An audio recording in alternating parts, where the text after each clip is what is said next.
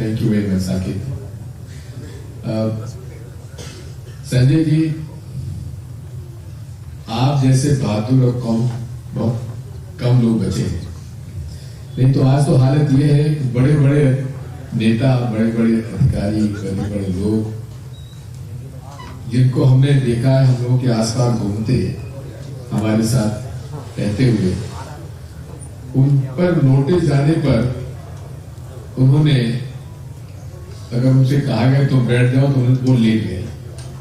ये आपकी बहादुरी, आपकी कर्मठता और आपके आदर्श, बाला साहब ठाकरे के प्रति आपका समर्पण, ये इसका प्रमाण है कि आपने जेल जाना पसंद किया लेकिन समझौता करने से मना कर दिया। आपको बहुत बहुत बधाई। ऐसे लोग अब मिलते कहाँ?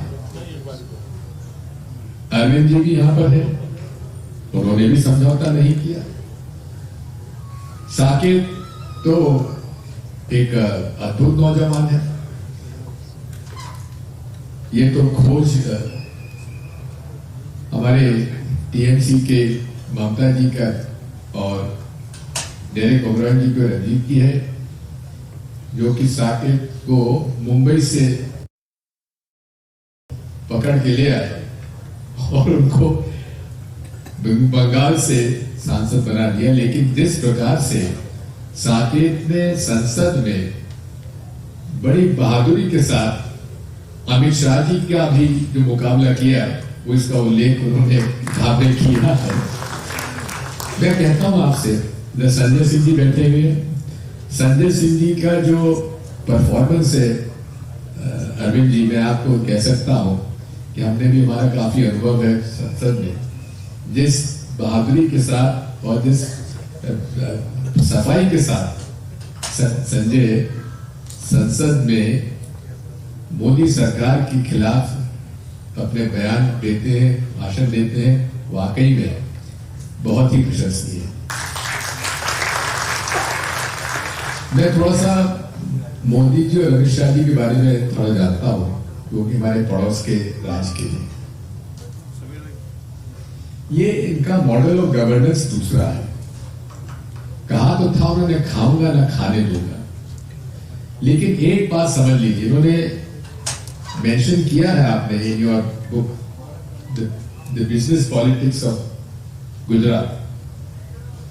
ये मानकर चलिए, वहां के एक बड़े अधिकारी ने मुझसे कहा, साहब ये इनका मॉडल बड़ा सिंपल है।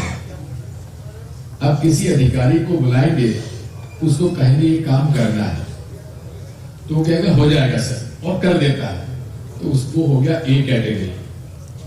दूसरे ने कहा कि साहब ये काम मैं देख के बता दूंगा, वो हो गया बी कैटेगरी। और जिसने कह दिया कि सर बड़ा मुश्किल है, नियम और कानून नहीं आता है, तो हो गया सी कैटेगरी। अब ए कैटेगरी चाहे कुछ कर ले, वो ही becomes a partner in the crime, partners in corruption, और वो सहभागी हो जाता है उनके भ्रष्टाचार में। जिस तरह से हमारे प्रदेश के चंबल इलाके से मैं आता हूं, वहां जब डकैती हुआ करती थी, जब गैंग हुआ करता था, तो कोई जाता था गैंग में शामिल होने के लिए, तो सरदार कहता था जा पहले उसको या तो पकड़ के ला या उसको मार के, या तो ही गैंग में शामिल होगा। तो आज गुजरात गवर्नेंस यही है, पहले तुम खाओ खिलाओ, उसके बाद तुम हमारे एक कैटेगरी में शामिल होगे, और इस बात को समझ लो कि तुमको कोई छू नहीं सकता। कोई भ्रष्टाचार करो, इतना हिस्सा हमारे पास आना चाहिए, बाकी समय पर देते रहो, तुमको कोई पकड़ नहीं सकता। साथियों, ये मॉडल ऑफ गवर्नेंस जो है, ये भ्रष्टाचार का एक माध्यम है। और इसी तरीके से आज इन्फोर्समेंट डायरेक्टरेट, सीबीआई, आईटी, मैं पूछना चाहता हूं कि जो इन्होंने केसेस रजिस्टर किए हैं, उनमें से कितने इन्होंने प्रोसिक्यूट किए हैं? 10% भी नहीं किए हैं। जेल जरूर भेज दिया। अब जेल में जो कुछ होता है, नरकटला स्वर्ग, तो आपने मराठी में बताया है, और मैं आपको बधाई देता हूं। मैंने थोड़ा बहुत इसको पढ़ने की कोशिश की। अब वो एक मैं नाम नहीं लेना चाहता हूं, कसब की बिरयानी का आपने किस्सा सुनाया है। अब कसब की बिरयानी हेडलाइन बन गया कि साहब कसब को बिरयानी खिलाई जा रही है, जबकि बिल्कुल झूठ था। और ऐसे झूठ बोलने वाले अब हमारे साथ बगल में बैठते, क्या किया है सभा। बात वही है कि और उनको ऐसा है, उन्होंने माना इंटरव्यू की झूठ था वो।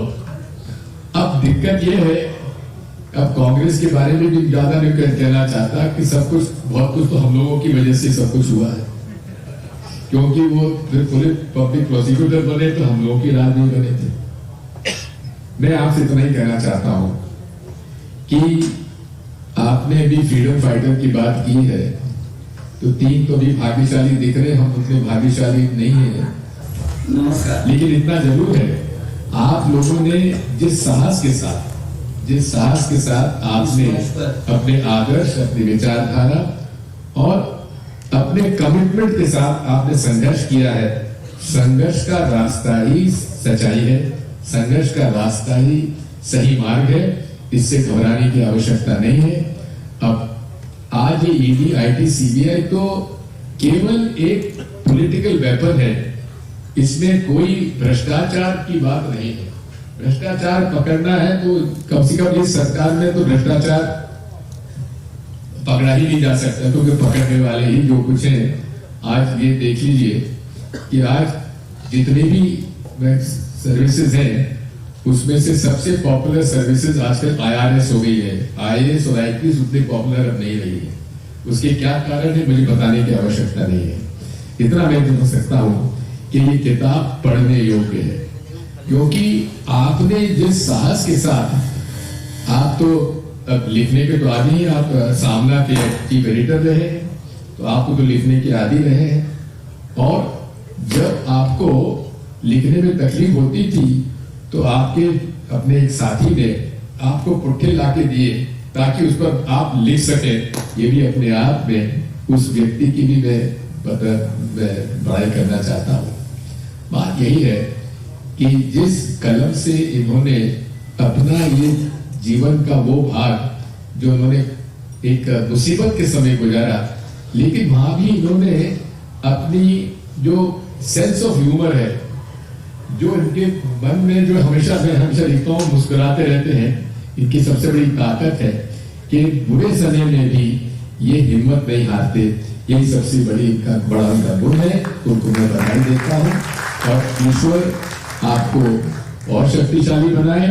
और मैं तो आपकी माता जी को भी बहुत बधाई देना चाहता हूँ कि ऐसा सुपुत्र आपने पैदा किया है, और जिस बहादुरी के साथ इन्होंने बाला साहब और उद्धव के का साथ दिया है, वो आपको बहुत बहुत बधाई और आपको हार्दिक शुभकामनाएं।